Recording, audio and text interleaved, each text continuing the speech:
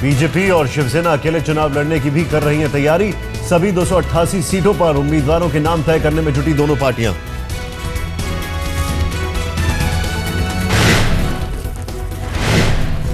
Maharashtra BJP ने दिया था आलाकमान को अकेले लड़ने का सुझाव। कल बीजेपी चुनाव समिति की बैठक में इस सुझाव पर भी हुआ था विचार।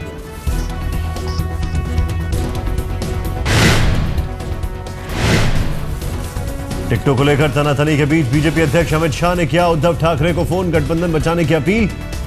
कहा 59 सीटों पर फिर से करें विचार। शिवसेना ने कभी नहीं जीती हैं ये सीटें।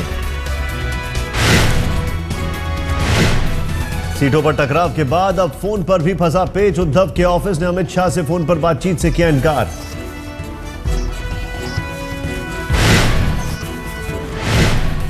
टिकटों पर तनातनी के बीच महाराष्ट्र बीजेपी चुनाव समिति के प्रभारी ओम माथुर पहुंचे मुंबई। कल महाराष्ट्र बीजेपी की बैठक, सभी जिला अध्यक्षों को भी बैठक में बुलाया जा सकता है।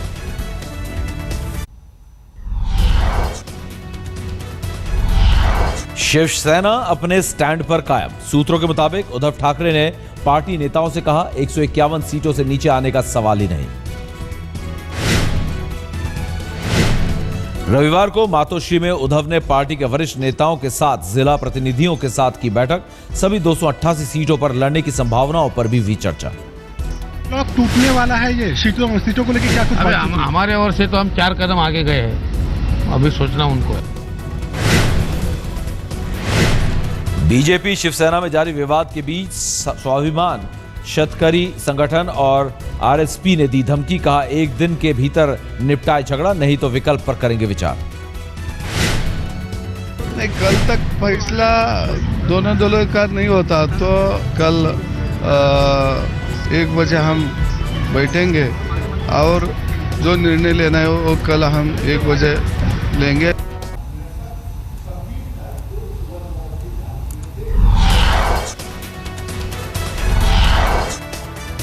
कांग्रेस और एनसीपी में भी फंसा सीटों का पेच। 10 जनपद पर कांग्रेस चुनाव समिति की बैठक, सीएम चौहान भी मौजूद। एनसीपी से सीटों के तालमेल के बिना ही आज महाराष्ट्र में कांग्रेस जारी करेगी उम्मीदवारों की पहली सूची। सीएम पृथ्वीराज चौहान ने कहा किसी के सामने झुकेंगे नहीं। एनसीपी 144 सीटों पर लड़ने के फैसले पर कायम। आज मुंबई में शरद पवार के साथ होगी पार्टी कोर कमेटी की बैठक।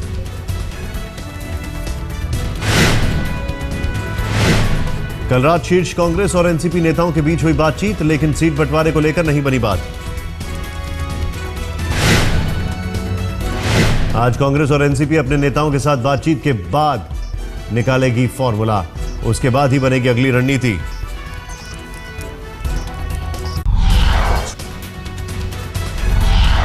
लद्दाख में चीन ने फिर दिखाई सीनाजोरी। चुमार इलाके में भारतीय सीमा के अंदर घुसकर चीनी फौज ने लगाए टेंट।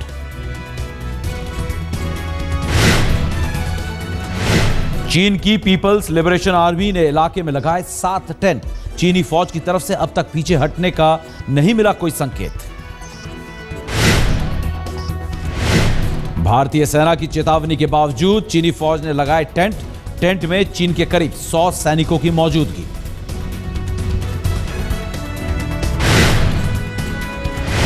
भारत की रणनीति से अहम पॉइंट्स। 30 आर पोस्ट पर चीनी फौज ने लगाए टेंट। चीनी सैनिकों के लिए हेलीकॉप्टर से फूड पैकेट्स गिराते भी देखा गया। घुसपैठ के बीच भारत चीन मीडिया एक्सचेंज प्रोग्राम रद्द होने की खबर। चीन के मीडिया को करना था भारत दौरा। हर साल होने वाले प्रोग्राम के रद्द होने की नहीं बताई गई कोई वजह। मुसलमानों को देशभक्त कहने पर शिवसेना ने की प्रधानमंत्री नरेंद्र मोदी की तारीफ। मुखपत्र सामना में लिखा कुछ लोग उन्हें बता रहे हैं एंटी मुस्लिम, लेकिन बतौर प्रधानमंत्री मोदी हर तबके का करते हैं प्रतिनिधित्व। अमेरिकी दौरे के दौरान प्रधानमंत्री केवल पानी पिएंगे। नवरात्र के दिनों में केवल पानी पीकर मोदी रखते हैं व्रत। लगातार 35 साल से मोदी रख रहे हैं नवरात्र का व्रत। सीएजी की रिपोर्ट में दिल्ली के विधायकों पर उठे सवाल। 70 विधायकों में से किसी ने विधायक निधि का नहीं किया इस्तेमाल। कांग्रेस विधायकों ने उल्टे सीएजी को कटघरे में खड़ा किया। धौला कुआं गैंगरेप केस में आज दिल्ली की द्वारका कोर्ट सुनाएगी फैसला। मामले में 5 लोग दोषी करार। 24 नवंबर 2010 को पूर्वोत्तर की रहने वाली युवती से हुआ था गैंगरेप। कॉल सेंटर में काम करने वाली 30 साल की युवती को घर लौटते वक्त बदमाशों ने किया था अगवा। मंगोलपुरी ले जाकर किया था रेप। बाद में सभी बदमाशों की हरियाणा के मेवात से हुई थी गिरफ्तारी।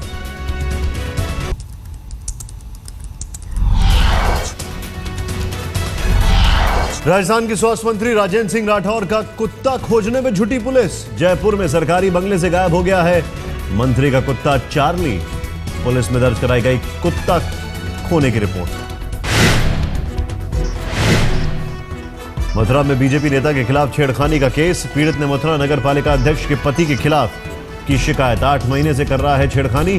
पीड़ित के पति के खिलाफ नगर पालिका अध्यक्ष ने भी की शिकायत। मंगलयान को कक्षा में स्थापित करने की तैयारी पूरी। आज 4 सेकंड के लिए स्टार्ट किया जाएगा इंजन। इसरो के वैज्ञानिकों का इम्तिहान।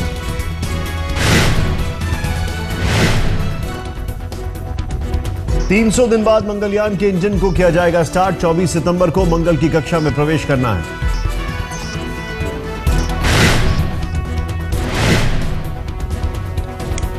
मंगलयान का कामयाबी भारत के लिए होगी गौरव की बात। 24 सितंबर को प्रधानमंत्री मोदी भी इसरो सेंटर में रहेंगे मौजूद।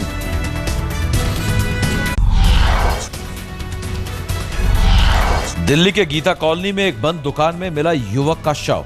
पिछले 2 दिन से लापता था युवक। पुलिस कर रही है मामले की जांच। दिल्ली के कौंडली में टूटा रफ्तार का कहर। बेकाबू आरटीवी ने 14 साल के लड़के को कुचला। हादसे में लड़के की मौके पर ही मौत। स्थानीय लोगों ने आरोपी ड्राइवर को पकड़कर सौंपा पुलिस को। रविवार को दिल्ली में एसएससी की परीक्षा में धांधली को लेकर छात्रों ने एक सेंटर पर जमकर किया बवाल। जमकर की नारेबाजी। दिल्ली से सटे नोएडा में एटीएम लूटने की कोशिश। पुलिस ने 2 लुटेरों को किया गिरफ्तार। पुलिस के मुताबिक वारदात से पहले की थी रेकी। दिल्ली के कापसहेड़ा से अगवा हुआ 2 साल का मासूम यूपी के फारुखाबाद से बरामद। घर के सामने खेल रहे बच्चे को किया था अगवा।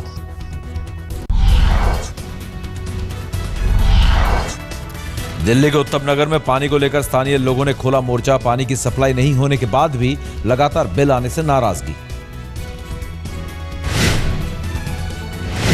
बिहार के सहरसा में जेडीयू के पूर्व सांसद के घर मिला युवक का शव। गैराज के बगल के कमरे में रस्सी से लटकी मिली लाश। मृतक पलवल झा केबल ऑपरेटर का काम करता था। घरवालों ने पूर्व सांसद के बॉडीगार्ड पर लगाया हत्या का आरोप। कानपुर देहात में एक पंचायत का अजीबोगरीब फैसला। छेड़खानी की घटना से बचने के लिए लड़कियों को स्कूल नहीं भेजने का सुनाया फरमान। ग्राम प्रधान ने कहा, या तो हमारे गांव में पुलिस चौकी बने या फिर पुलिस स्कूल जाते वक्त लड़कियों की सुरक्षा करे, तभी हम लड़कियों को भेजेंगे स्कूल।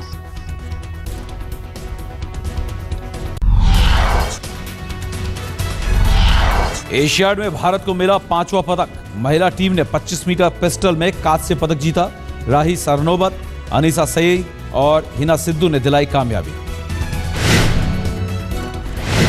एशियन गेम्स में महिला बैडमिंटन टीम ने रचा इतिहास। टीम इवेंट में कांस्य पदक पर किया कब्जा। 1 गोल्ड के साथ भारत के हिस्से में अब तक 5 पदक। चैंपियंस लीग में कोलकाता के लाहौर लायंस पर दमदार जीत। हैदराबाद में हुए मुकाबले में 4 विकेट से जीत दर्ज की।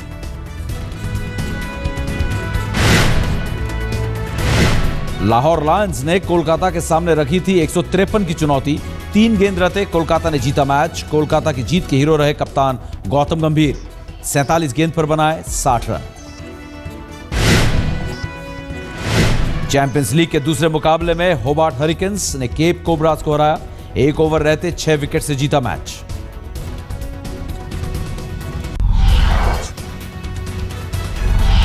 अफगानिस्तान में चुनाव के विवादित परिणामों पर गतिरोध खत्म। अशरफ गनी बने देश के नए राष्ट्रपति। विरोधी के साथ साझा करेंगे सत्ता। नए राष्ट्रपति के नाम की घोषणा के बाद काबुल में जश्न। देश के पूर्व वित्त मंत्री रह चुके हैं अशरफ गनी। मौजूदा राष्ट्रपति हामिद करजाई ने दी बधाई। फ्रांस के पूर्व राष्ट्रपति निकोलस सार्कोजी ने फिर से राजनीति में वापसी का किया ऐलान। टेलीविजन इंटरव्यू में कहा, देश के हित में किया फैसला। यूक्रेन की सेना और रूस समर्थित अलगाववादियों ने 56 बंदियों की आपस में की अदला बदली। यूरोप के पर्यवेक्षकों की निगरानी में हुई अदला बदली। अमेरिका में न्यूयॉर्क में पीपल्स क्लाइमेट मार्च में हजारों की संख्या में शामिल हुए लोग पूर्व उपराष्ट्रपति एल गॉर के साथ संयुक्त राष्ट्र के महासचिव समेत हॉलीवुड स्टार लियोनार्डो डिकैप्रियो भी पहुंचे।